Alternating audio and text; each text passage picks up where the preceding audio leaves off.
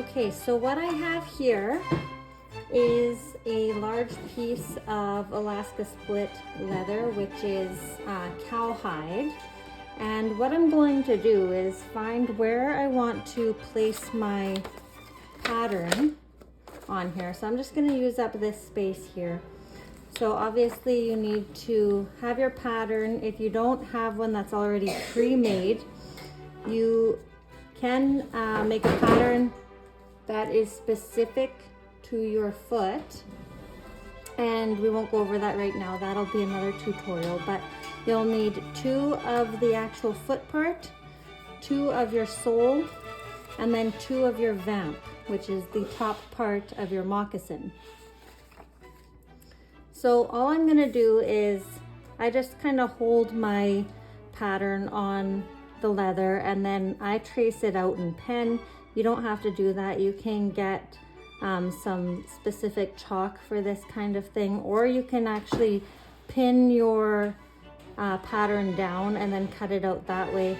I just find it easiest to trace it and then I cut it out. And because you're sewing about 1/4 of an inch in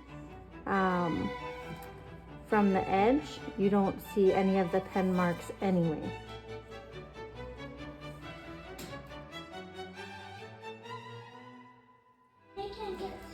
Okay, so now that that's all traced out, what you're going to do is cut all of your pieces out.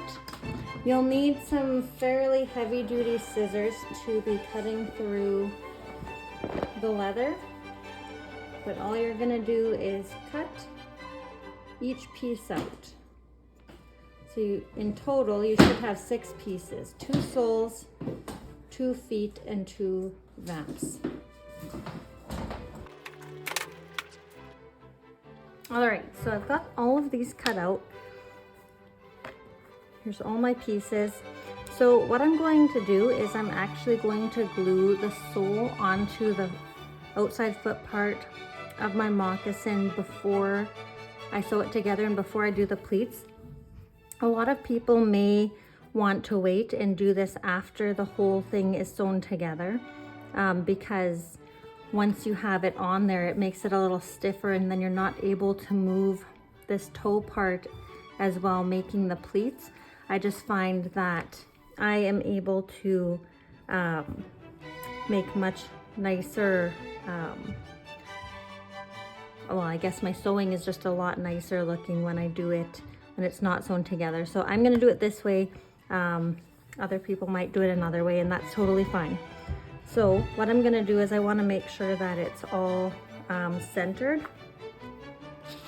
So, oops.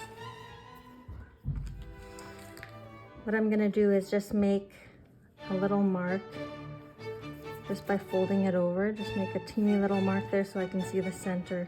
You can kind of eyeball it at the back in that notch there. So I can see the center here.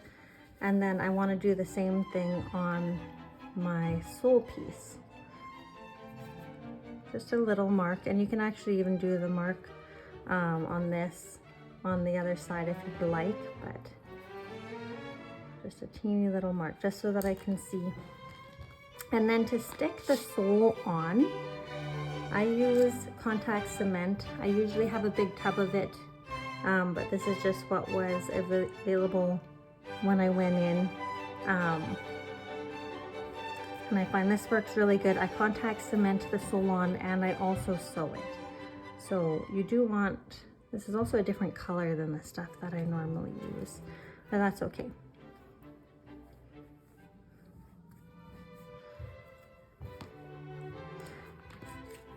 And then you're just going to give it a good even coat on the whole thing. All right, so my contact cement is on here. I did get ahead of myself, but I think that it's just common sense for people to see that you would put the contact cement on the wrong side of the hide. By that, I mean that the nice side of the hide that you're gonna have on the outside and the bottom of your moccasin is the one that you leave without the glue. Take the foot piece of your moccasin and you're just going to do your best to line up those little marks that I had put on there. You want to leave enough room to be sewing some stitches in here. So I say about 1/4 of an inch. So that's where I want the heel to be. And I'm just kind of seeing that my dot is here and here. Right about there. And then just lightly press it. If you've put too much glue on the edge of that sole piece, it will squish out. So you can see on this one that I didn't put too much on the edge. It'll squish out. If it does, it'll eventually work its way off when you're wearing it around anyway. Okay, so that's one done there.